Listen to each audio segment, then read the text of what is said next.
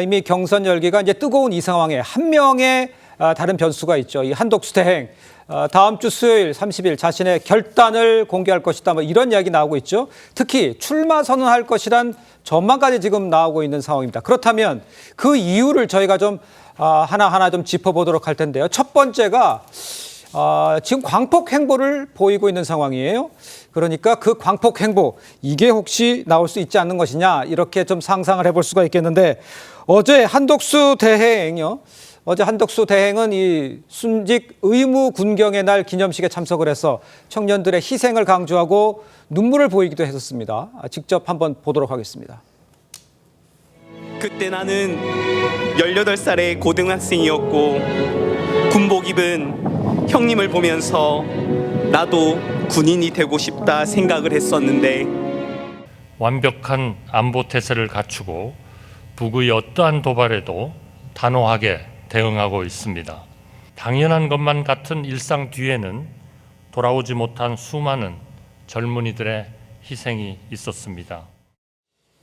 자, 한덕수 대행이요. 한미연합사를 찾아서 한미동맹을 강조를 하는 모습도 저희가 봤고요. 24일에는 서민들을 위해서 마련한 천원주택 방문했고요. 어제 이 순직 의무 군경의 날 참석해서 눈물을 보이기도 했었습니다. 대선 후보들 의례적으로 찾는 곳을 찾고 있다.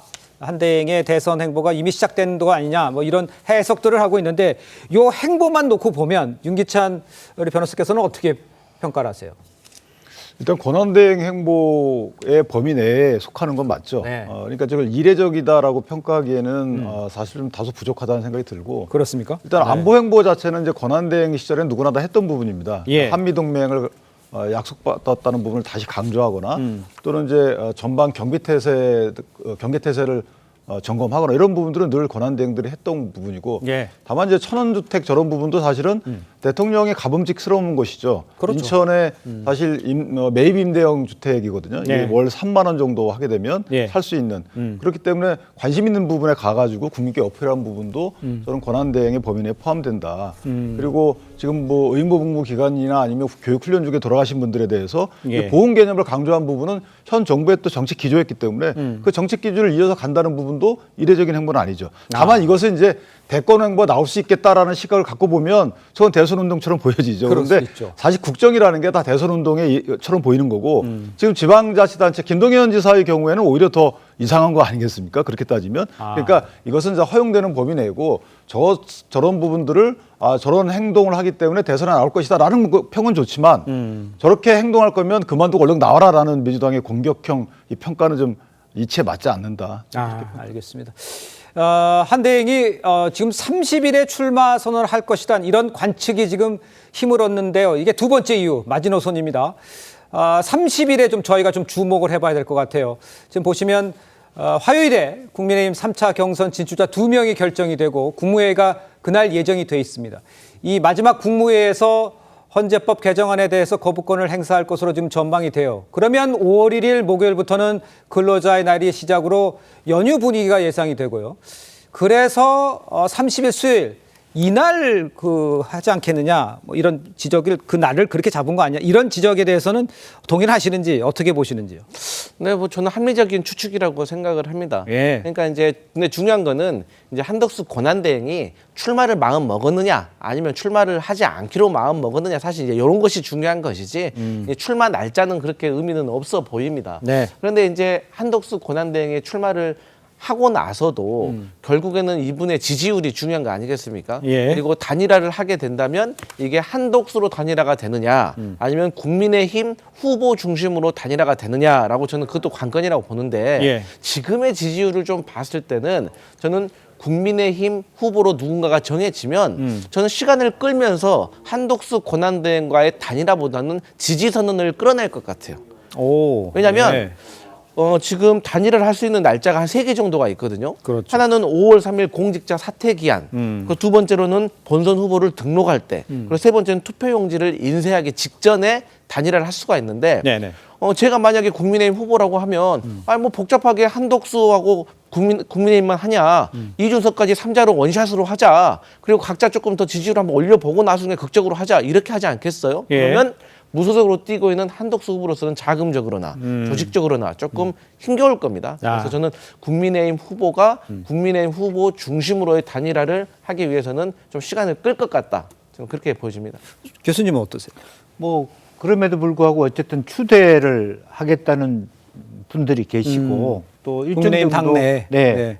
그리고 뭐 당외에서도 그런 지지자들이 계시는 것 같고 또 실제적으로 당내에서도 그런 부분에 대해서 당원들조차도 지지하고 다만 기술적으로 법적으로 국민의힘이 재정적 지원을 무소속으로 나온 한덕수 후보가 만약 나왔을 때 해줄 수 없는 어떤 그 간극들이 존재할 수 있기 때문에 예. 한계가 있습니다만 어쨌든 그나마도 빨리 나와서 일정 정도 조기 대선을 하겠다 그러면 지지율을 올려야 될 과제가 있거든요. 지금 지난번에 말하자면 노무현 단일화 할 때는 그때 사실은 정몽준 후보의 지지율이 꽤 높았습니다. 네. 근데 그에 비하면 지금 나오시는 것이 그 나름대로는 합리적이다, 뭐 가능성이 있다라고 보이지만 예. 국민의힘 후보들보다도 또 혹은 이재명 후보에 대해서도 압도적 지지 기반을 갖고 있다고 보기는 어렵기 때문에 예. 어떤 형태로든 조금 더 본인이 조직을 체계화하면서 실제로 자기 여론을 올려야 되는 그 과제가 필요하기 때문에 네네. 그냥 우두커니 때를 기다릴 수만은 없지 않겠나 그렇게 봅니다. 아,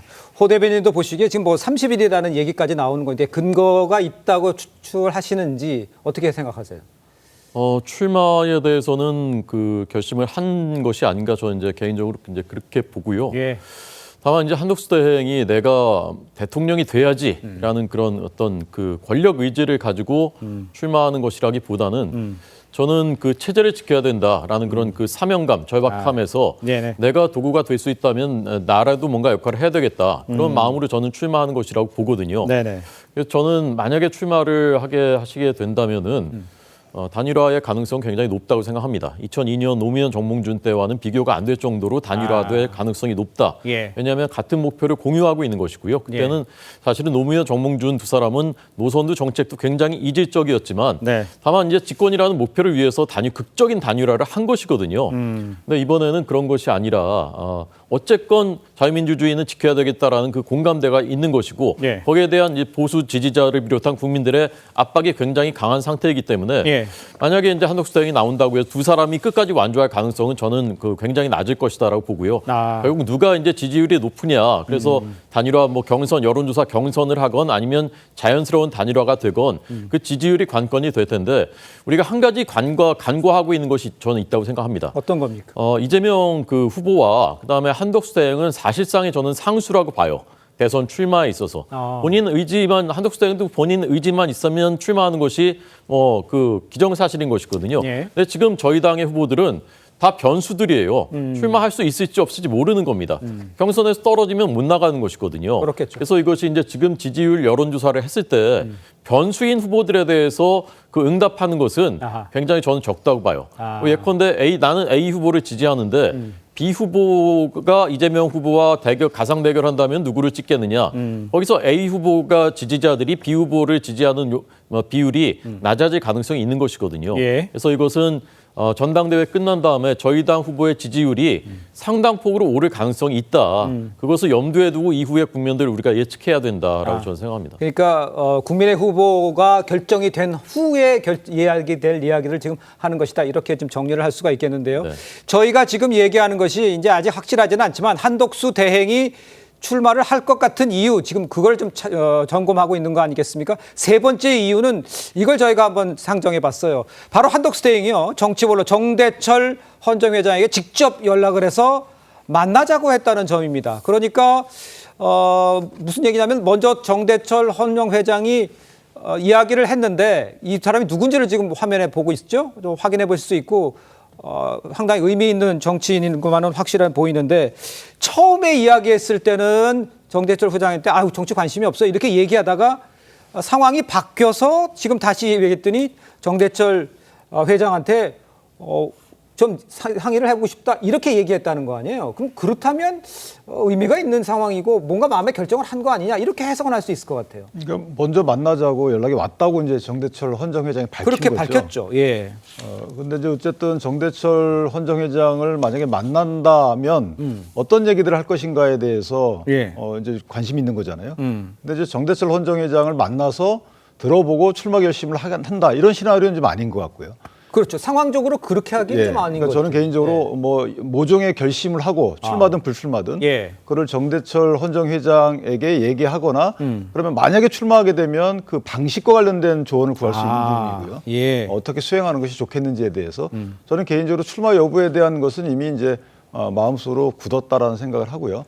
그다음에 이제 정대철 회장, 손학규 전 경기지사 이런 분들은 다 권한대행과는 이제 경기고등학교 선후배로 알려져 있어요. 그러니까 보다 더 조금 더 진심 어린 조언을 듣고 싶어서 저렇게 만나 뵙는 게 아닌가 싶고 또는 사실은 이제 정대철 헌정회장이 경험이 많으신 분이잖아요. 또 정치권에 사실 폭넓은 행보도 보여오셨기 때문에 사실 미국과의 또 관세 문제에 대해서 조언을 들을 수도 있는 거거든요. 그래서 저 부분 이제 국정에 관한 조언을 듣거나 만약에 출마 결심이 섰다 또는 불출마 결심이 섰다 그러면 출마 결심을 쓴 이유라면 이제 뭐 방식과 관련된 여러 가지 조언 이 정도로 생각해 보지 않을까 그렇게 생각합니다. 교수님 보시기에 출마를 결정을 했다는 생각도 있고 그렇게 진단하는 분들도 꽤 많은데 그렇다면 그 출마를 여부를 상의한다기보다는 무슨 원군을 확보하기 위한 스텝인가? 뭐 이렇게 상상도 할 수 있을 것 같습니다. 원군이라고 생각한다면 이제 사실은 개헌과 관련된 부분이 있죠. 근데 최근에 정대철 회장이 이재명 대표가 거의 개헌에 합의하기로 했다라고 했는데 그 뒤로 별로 말이 없다 이런 부분도 있었고요. 계속 손학규 대표나 정대철 회장이 연속적으로 지금 현재 개헌 논의를 원로들하고 다 하고 있는데 이제 그런 부분들이 맞닿아 있기도 하고요. 또 경기고등학교 선후배 2년, 3년 선배들입니다. 한덕수 대행에 그런 부분들이 있습니다. 그리고 이제 그런 측면 그리고 이분 중에 이제 박승섭이라고 하는 추대하고 있는 분도 경기고등학교 출신이거든요. 본인 동기 동창이기도 하고 무등일보라고 하는 호남을 갖고 있고 또 본인이 갖고 있는 한덕수 총리가 갖고 있는 호남 지지층에 대한 지지를 이끌어낼 수 있는 한 축이 되기도 합니다. 그러니까 그동안의 헌정회가 거의 다 보수적인 분들로 헌정회장을 해왔는데 유일하게 그 보수와 진보를 합쳐서 그 회장이 되신 분이 정대철 회장님이시고 그다음에 이번에 추대가 되는 형태로 사실은 재임을 했어요. 그게 굉장히 어렵습니다. 헌정에는. 이제 그것이 있었기 때문에 여야 모두가 원로들이 사실은 내밀한 얘기지만 이재명 대표에 대한 비호감도가 굉장히 원로들이 높은 편입니다. 이 부분들을 어떻게 묶어갈 수 있느냐 혹은 김대중계라고 하는 호남의 보수층들을 원로들과 함께 할 수 있느냐 이런 부분은 굉장히 만약 정대철 회장이 중립적인 인사이지만 간접적으로 동의를 한다면 굉장히 큰 원군이 될 수도 있다 그렇게 보이죠. 그렇군요. 출마를 만약에 한다면 아무래도 이제 명분이 필요하겠죠. 그렇다면 이제 한덕수 대행의 입장에서는 이재명 후보의 이 퇴행적 행태를 앞으로 계속 볼 수 있는 상황이 안 된다. 뭐 이런 명분을 가질 수 있는 거 아닌가? 뭐 여기에 대해서는 어떻게 생각하십니까? 나오는 출마의 명분. 그러니까 저는 지금 그 정대철 회장 누르고 저는 저분 30년 전부터 알았거든요. 제가 취재하면서. 근데 민주당의 적자예요, 적자. 그러니까 김대중 총재의 그 막강한 그게 있을 때도 거기에 맞선 비주류의 김상현, 정대철 이분들이 대표적인 분들이었거든요. 근데 이제 저런 노선을 가진 분들이 봤을 때의 이재명 민주당은 본인들이 지켜왔던 민주당과 전혀 다른 당이라고 이제 보는 거죠. 근데 이낙연 전 총리도 마찬가지입니다. 최근에 아주 강도 높게 이재명 민주당을 비판했거든요. 탄핵, 그다음에 예산 폭주 이런 것들에 대해서 있을 수 없는 희한한 일이다. 국민들의 마음과는 정반대로 간다라는 그런 비판을 했습니다. 손학규 전 대표 마찬가지입니다. 이분들이 다 그러니까 아주 의회주의자들이고 민주주의자들인데 야당에 몸담았던 분들인데 이분들이 보기에 이건 안 된다. 이렇게 하면 안 된다라고 판단하는 것이거든요. 저는 그 같은 결 속에 한덕수 이제 그 권한대행이 저는 있는 것이라고 봐요. 그러니까 그 야당의 그 원로들 입장에서 봤을 때는 지금 그렇다고 우리가 국민의힘 후보를 지지하기는 그렇게는 좀 하기가 어려운데 한덕수 대행이 그렇다면 이제 대안이 될 수 있지 않은가라고 하는 것인데 저는 그래서 만약에 이제 그 단일화가 이루어져서 국민의힘 후보가 단일 후보가 된다. 그러면 저분들의 마음도 같이 저는 옮겨올 것이라고 봅니다. 반 이재명 전선, 빅텐트. 그것은 이재명이라는 사람이 믿거나 싫거나 무서워서가 아니라 자유민주주의 시장경제 공정법치 이거 무너진다는 위기감이 너무나 크기 때문인 것이고요. 한덕수 대행은 똑같은 마음입니다. 지금. 그 민주당 입장에서는 글쎄요. 이재명의 민주당과 과거의 민주당이 다르다로 생각하는 분들이 꽤 있을 것이다라는 얘기를 하신 것 같아요. 거기에 대해서는 어떻게 생각하세요? 당연히 시간이 지났으니까 사람이 바뀌었으니까 당연히 옛날과 다르겠죠. 하지만 민주당이 추구하고 있는 정신은 아직도 유지되고 있는 것이죠. 그러니까 저는 국민의힘에게 조금 말씀드리고 싶은 것이 예. 자꾸만 이재명은 안 된다 하고 있는데 지난 총선 전부터 그렇게 안 된다 했는데 안 됐습니까? 그러니까 그런 전략보다는 내가 이재명보다 낫다. 왜? 어떤 면에서 이것을 얘기를 해줘야죠. 그리고 그걸 또 얘기하기 직전에는 불법적인 비상계엄은 잘못했다. 우리 국민의힘은 어떻게 변화하고 쇄신하겠다. 뭐 이런 것들이 선결 과제가 좀 있어야죠. 이걸 우리가 탄핵의 강을 넘었다라고 말을 하는 거 아니겠습니까? 예. 그렇기 때문에 저는 이번에도 이재명은 안 된다라는 식으로 선거 프레임을 가져가는 것은 저는 100점 100패다 이런 생각합니다. 알겠습니다. 어떤 결과가 나올지는 뭐 알 수가 없으니까 지켜보도록 하고요. 이런 상황에서 지금 여기가 이제 한독수 대행 이야기를 하고 있지 않습니까? 한독수 대행이 이제 지금 쭉 만들어 놓은 이 빅텐트까지 해서 이재명 대표와 맞서는 이 상황까지를 상정해서 시나리오를 생각해 보면 넘어야 할 난관들이 몇 개 존재를 합니다. 가장 먼저 민심입니다. 아까 우리 김영주 교수님께서도 이야기를 해주셨습니다만 그 여론이 어느 정도 따라와줘야 된다 이런 얘기를 좀 하고 있는 겁니다. TV조선 여론조사에서요 한독수 권한대행이 출마해서 이재명 후보와 1대1로 맞붙을 상황을 가정을 했을 경우에 이 후보가 48%, 한대행이 33%로 지금 조사가 됐습니다. 15%포인트 정도 이 차이가 나는 건데 출마를 아직 선언하기도 전이다. 이런 상황을 가정해서 저 의미는 어떻게 해석을 할 수가 있겠습니까? 저 부분은 지금 이제 이미지상 그 한덕수 권한대행 하면 떠오르는 그 이미지만을 네. 그러니까 직관적인 표심인 것 같고요. 이재명 대표에 대한 부분도 직관적인 상대적 표심으로 보여지고 예. 만약에 한덕수 권한대행 대 이재명 대표가 실제 출마 1대1 구도가 된다면 예. 그럼 이제 정책적인 측면이거나 아니 외교 안보에 대한 각자의 기조 이런 부분들이 반영되겠죠. 예를 들면 아까 호 대변인 말씀 주셨지만 사실 이재명 대표께서 친시장 질서적인 행보를 하고 계시지만 어쨌든 국민적 불안감은 뭐냐면 이분이 과연 시장 질서를 옹호하시는 분인가에 대해서 일단 불안감이 있는 거죠. 거기에 대해서 일단 차별 구도가 하나 생기는 거고요. 예. 그다음에 이제 저희가 미국과 중국에 대한 각자의 태도인 거죠. 실제 우리나라는 이건 뭐 이념적인 지형을 떠나서 실리적으로 추구해 온 바에 따르면 무역 질서 개편에 저희가 편승해 가지고 이만큼 살아온 거잖아요. 예. 그것이 이제 미국의 불협형 무역 질서 저희가 포섭이 된 거예요. 예. 그런데 민주당 같은 경우에는 이제 중국과의 관계에서 친중이라는 평가를 받아왔었어요, 여태까지.